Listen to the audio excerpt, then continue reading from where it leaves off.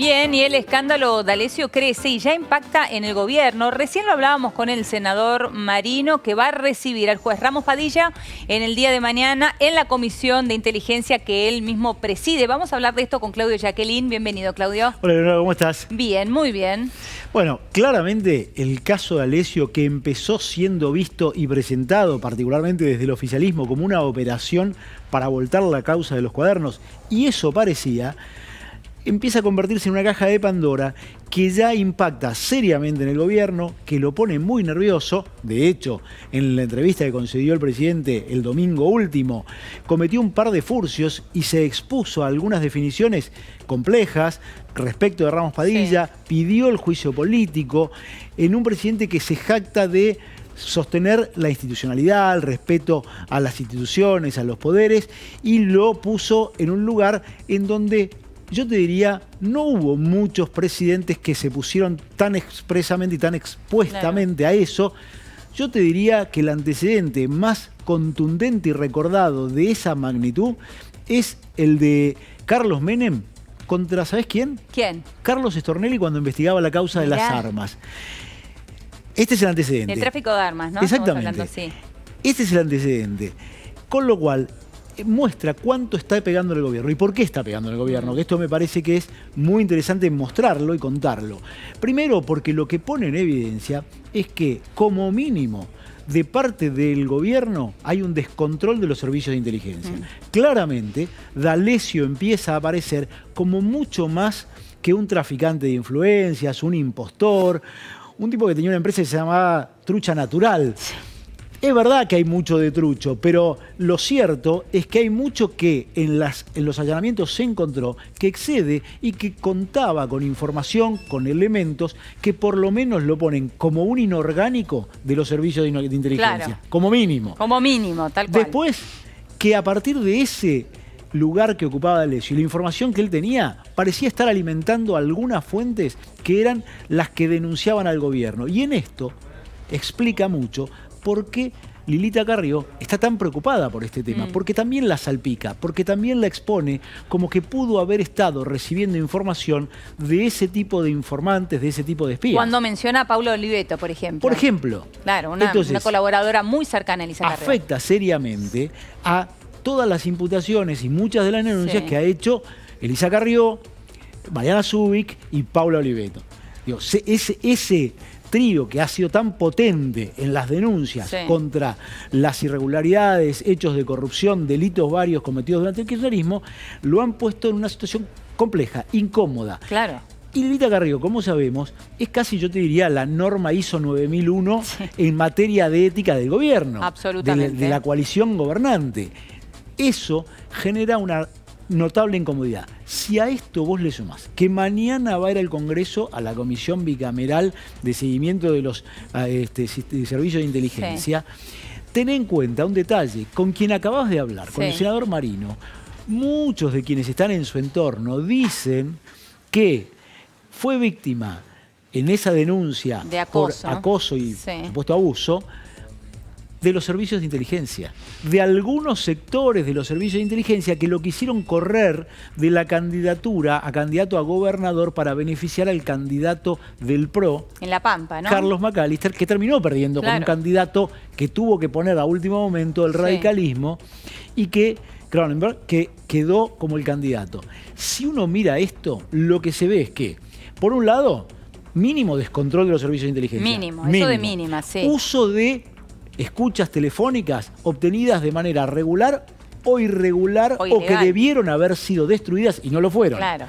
Y por otro lado, que también hay afectados dentro del esquema de la coalición oficialista por este tipo de prácticas. Es decir, arma una situación muy compleja en la cual además el presidente queda como, en todo caso, tratando de desplazar a este juez que, más allá de su vínculo evidente, conocido, sabido con Justicia Legítima, su cercanía ideológica con sectores del kirchnerismo, que todo esto es que sabido. todo es cierto. Y que además es Sí. probable, muy probable, que haya un tema de competencia por el cual no debiera seguir a cargo de esa causa el juez Ramos Padilla, porque la mayoría de los delitos y sobre todo la derivación que él ha hecho de esta causa, en la que ya no está investigando tanto la extorsión original De Chévez.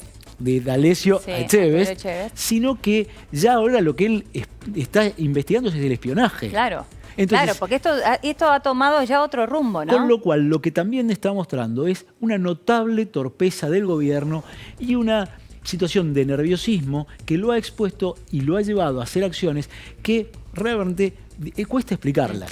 Entonces, déjame que termine Sí, esto. sí, sí. Entonces, el presidente debió ser él como cabeza de uno de los poderes quien pedía el juicio político de Ramos Padilla.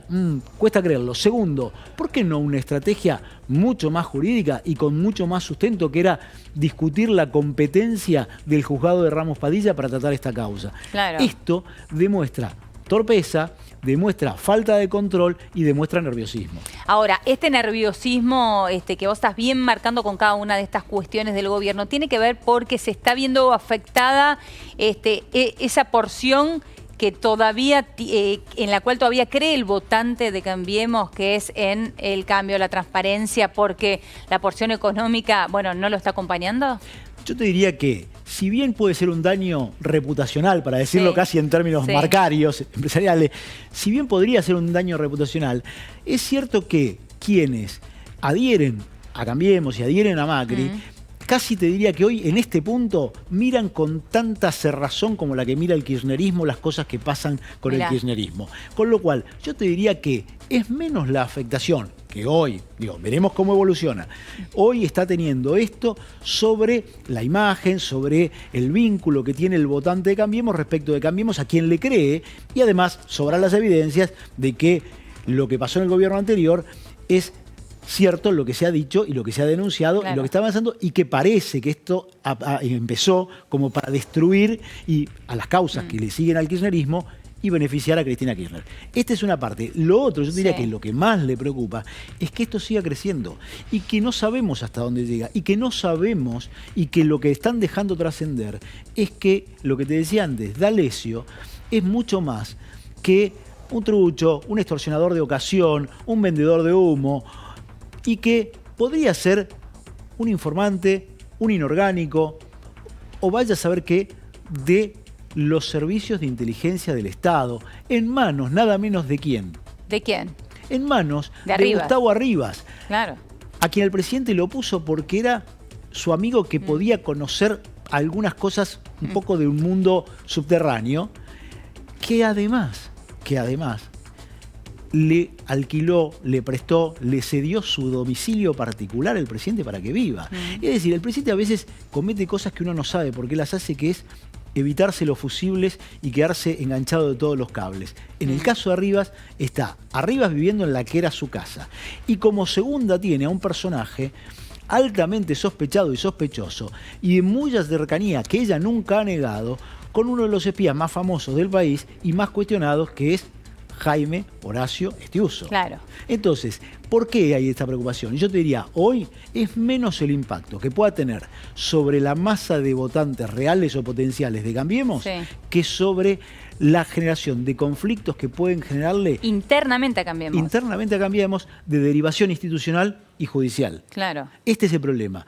Porque si se descubre, si se comprueba, si alcanza a haber evidencias de que hubo espionaje interno y que se operó con el aparato del Estado o paraestatal Claro. para hacer espionaje, Sí. y además para hacer operaciones de política y utilizarlos para la política, como ya dicen adentro de Cambiemos, Juan Carlos Marino fue Claro. víctima de operaciones de esta naturaleza. Sí. O sea, date cuenta de lo que estamos hablando y de lo que puede generar en términos institucionales, judiciales y, en tercer lugar, políticos y electorales. Ahora, Marino recién nos decía, bueno, tenemos todo el material del allanamiento de la casa de D'Alessio, todo el material que tiene Ramos Padilla. Mañana vamos a saber mucho más que lo que contó en la Comisión de Libertad de Expresión. Son solamente 3 legisladores los que vieron todo ese material.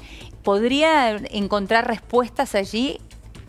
Bueno, si Ramos Padilla todo lo que allanó, todo lo que ha trascendido, todo lo que se dice de sectores que son cercanos a Ramos Padilla, sectores de la prensa que han estado desde el primer momento ventilando las cosas que están o las que se supone que están en esa causa, ¿son ciertas? Bueno, claramente esto empieza a generar. ¿Y por qué? ¿Por qué pasa esto? Porque ya empezó a visualizarse que es mucho más que lo que decíamos al principio, una operación berreta, intentando despegar a Cristina, voltear las causas que se le imputan, sino algo que tiene otro volumen, tiene otra intensidad y tiene otra densidad.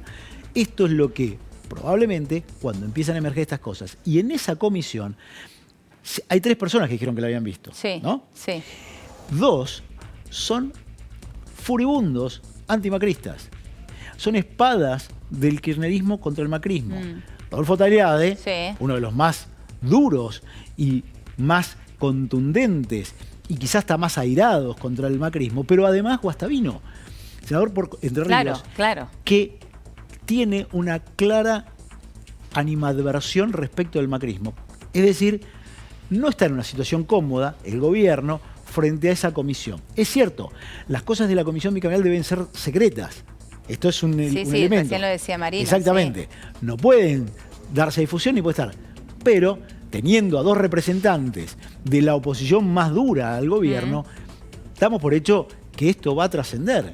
Y además, porque los periodistas es nuestra tarea saber de qué se trata. Pero no podemos imputar de que qué mal que está que se sepa cuando debe ser secreto. Sí, está mal si se viola algún tipo de restricción reglamentaria. Ahora, nuestra misión como periodistas es averiguar qué hay ahí, como qué hacen los servicios de inteligencia, como qué pasa en las causas judiciales. Con lo cual, sin duda que este va a ser un tema y que está preocupando, que va a preocupar más y que puede crecer hasta lugares que hoy resultan insospechables. Claudio, un placer. Muchísimas gracias. Gracias.